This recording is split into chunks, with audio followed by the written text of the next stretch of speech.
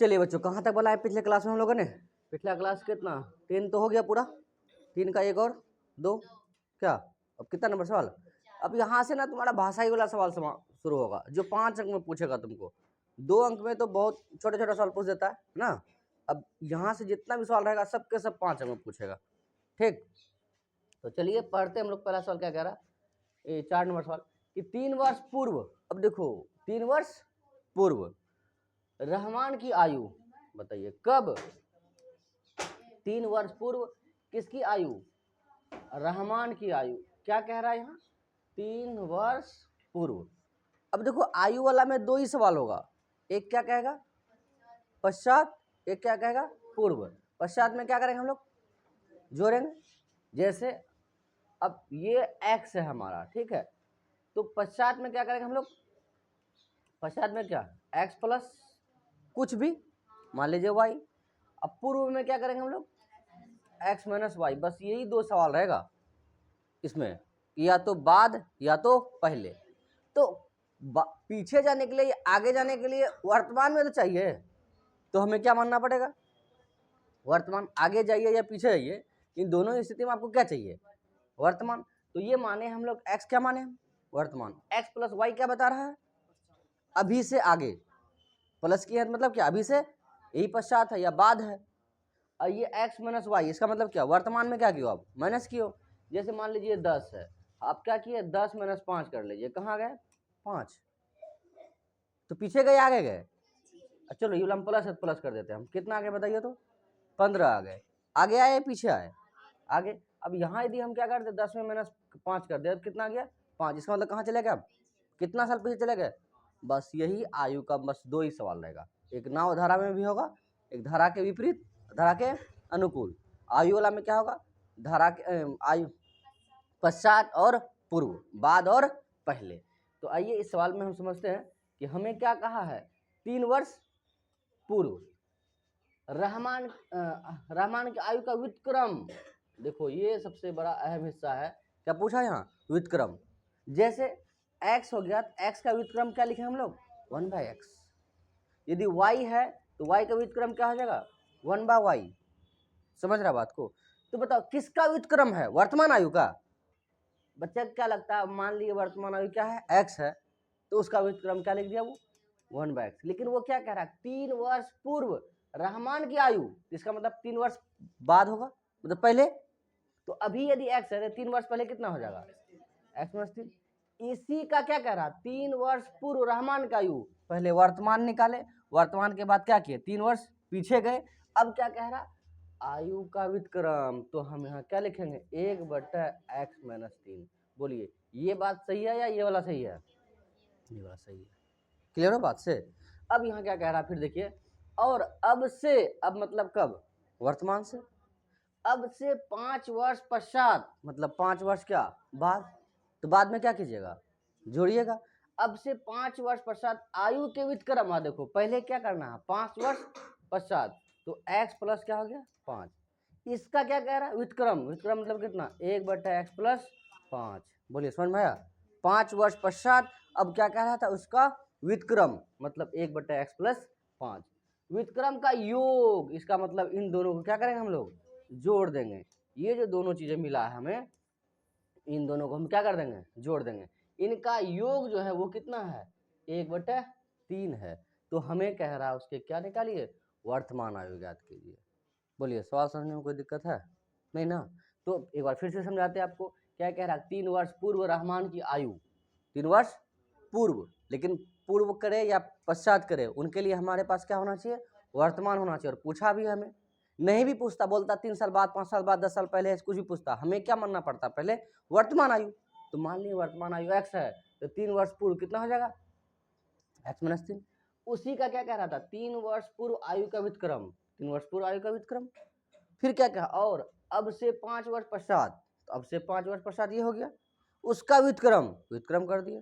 अब क्या कहा? दोनों का योग, मतलब इसको इसको दोनों क्या कर देंगे? जोड़ देंगे। बराबर में कितना दिया हुआ है? 1/3 दिया हुआ है।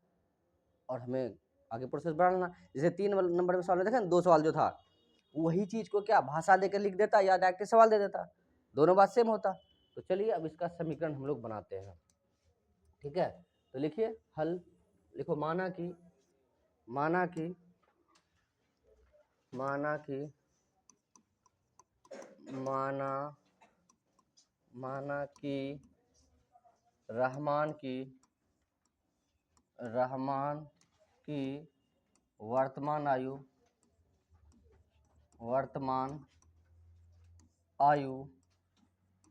आयु कितना हो गया बताइए, x वर्ष। क्या हो गया, x वर्ष। अब क्या कह रहा है, 5 वर्ष 3 वर्ष पश्चात, नहीं तो हम लोग लिख क्या, अरे 3 वर्ष पूर्व, चलिए 3, चलो पूरा ही लिख दो, 3 वर्ष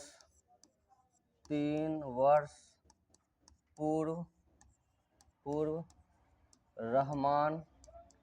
रहमान की आयु कितना हो जाएगा बताओ, x माइनस 3, क्या हो गया, x माइनस 3 वर्ष। ठीक है, फिर क्या कह रहा, 5 वर्ष पश्चात ना, तो लिख दीजिए 5 वर्ष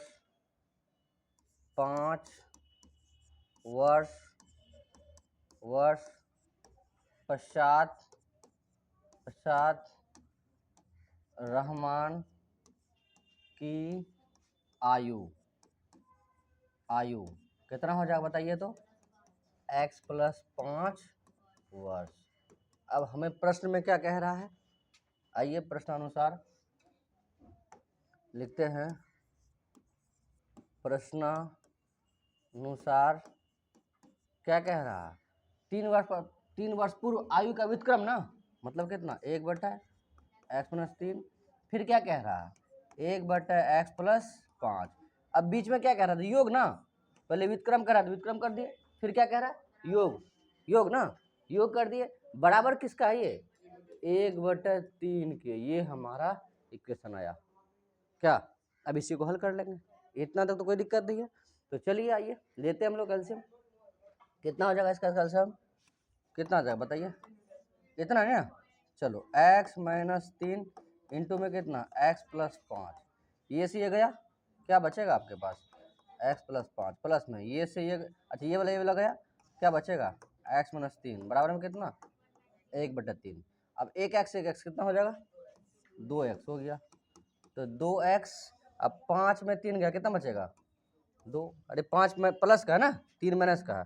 अब नीचे वाला गुना कर दो आप, x गुना x स्क्वायर, x गुना 5x, फिर -3 गुना x -3x, फिर माइनस प्लस, और 3 बचा, कितना हो जाएगा 15, बराबर में कितना, 1/3 हो गया।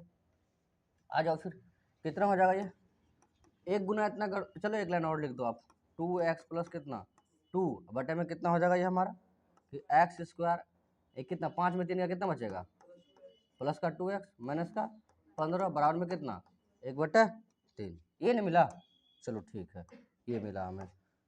अब आइए गुना कर दीजिए, 1 गुना इतना करोगे इतना ही मिलेगा हमें, क्या ले सकते हैं हम लोग, कि x स्क्वायर प्लस का कितना 2x माइनस का कितना 15 बराबर में 3 दूना 6x प्लस 3 दूना 6, कोई दिक्कत, 6x हो गया, ये प्लस का 2x माइनस का 15 हो गया, प्लस है -6 हो गया, -6 हो गया, बराबर में क्या 0। क्या ले सकते हैं हम, कि चलिए सर ये वाला हिस्सा मिला हमें, कितना मिला आप बताइए, x स्क्वायर, ये माइनस में, ये 6 में 2 जाएगा, कितना जाएगा माइनस का 4x, माइनस ये भी माइनस ये भी, कितना हो जाएगा 15 प्लस 6 कितना हो जाएगा, माइनस का 21, इक्वल टू क्या हो गया 0।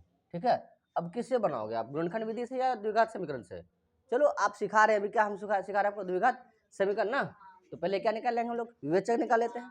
विवेचक के लिए क्या चाहिए, बी डी बराबर क्या, B square minus 4 A B C तो चाहिए हमें, तो हम लिख सकते हैं कि a equal to 1, b equal to कितना -4, c इक्वल टू कितना माइनस का 21।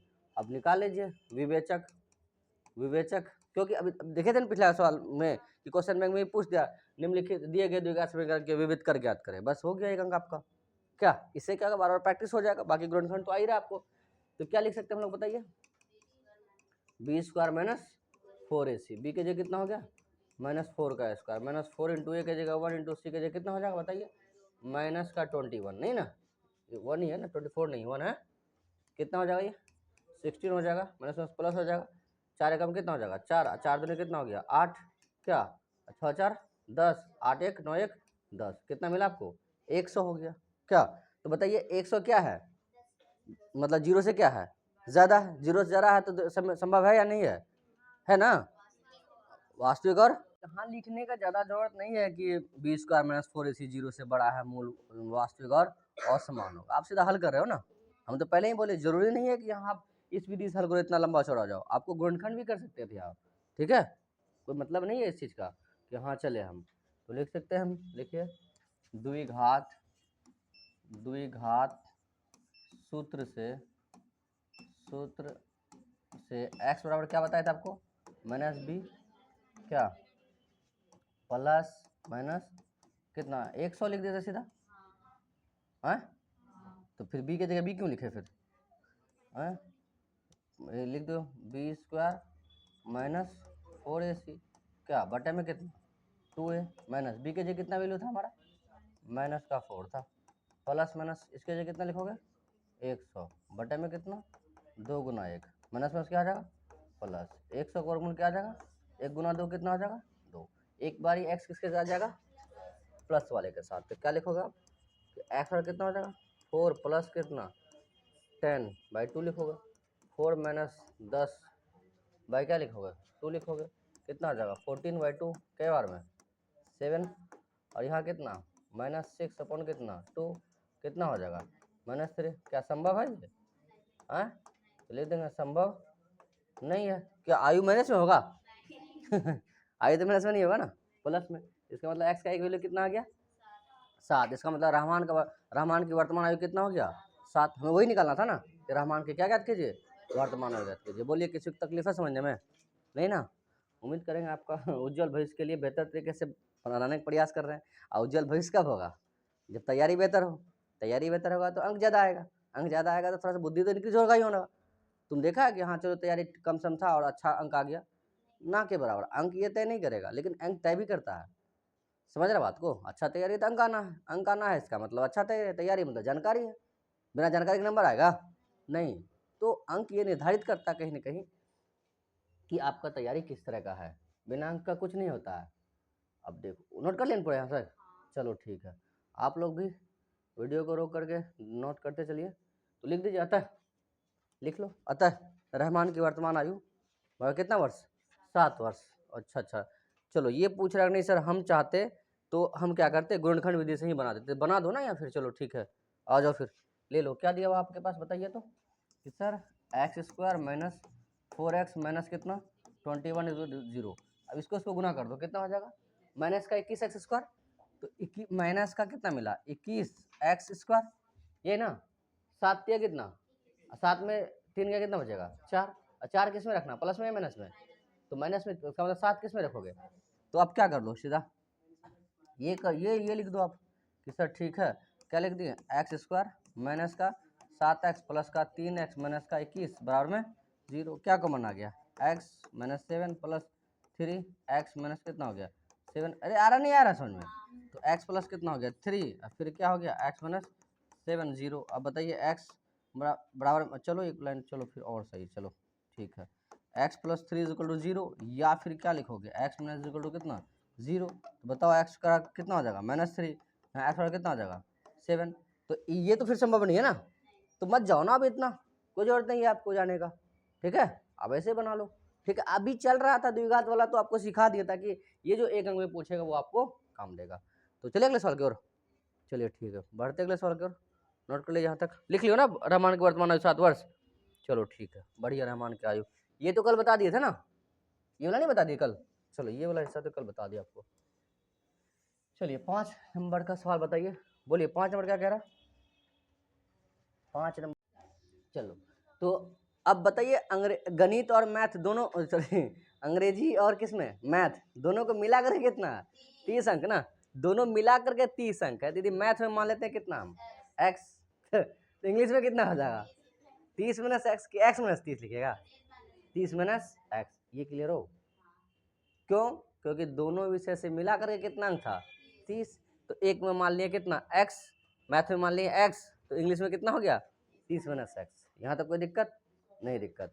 अब फिर क्या कह रहा कि यदि उसे गणित में 2 अंक अधिक, अब देखो यहाँ, ओए गणित में कितना अंक अधिक, अभी कितना मिला है x, अब कितना मिलना चाह रहा है उसको x प्लस 2, मतलब क्या कह रहा है 2 अंक अधिक मिलना है, कितना अंक अधिक मिलना है 2 अंक, अभी x मिला है x प्लस 2 मिल रहा है, और इंग्लिश में कितना है 30 माइनस x है, तो गणित में 2 अंक अधिक और अंग्रेजी में 3 अंक क्या हो कम मिले होते, कितने अंक, इसका मतलब यहाँ कितना मिला है, अभी कितना मिला है, इसमें क्या कर लीजिएगा -3 कर लीजिएगा, कितना मिलेगा बताइए तो 27 माइनस x, तो अभी जो अब रिजल्ट है उसका इतना क्या, कितना मिला x प्लस 2 किस में है गणित में, और अंग्रेजी में कितना है 27 माइनस x अब मिला है, तो कह रहा है तो उनके अंकों का गुणनफल, क्या इन दोनों का गुणनफल कह रहा है, नहीं, कब का गुणनफल, जब गणित में 2 अंक ज्यादा और अंग्रेजी में 3 अंक कम मिला होता, तो इसका मतलब ये वाला हिस्सा, इन दोनों का जो गुणनफल, अब कह रहा है इनका जो गुणनफल है वो कितना है 210 है, ये समीकरण बनेगा हमारा। बोलिए समझ गए बात को, लिखिए फिर तब लिखिए कि गणित में प्राप्त अंक, गणित में पहले क्या लिखा है, गणित लिखा ना, चलिए लिखिए गणित में माना, ऐसे लिख दो माना कि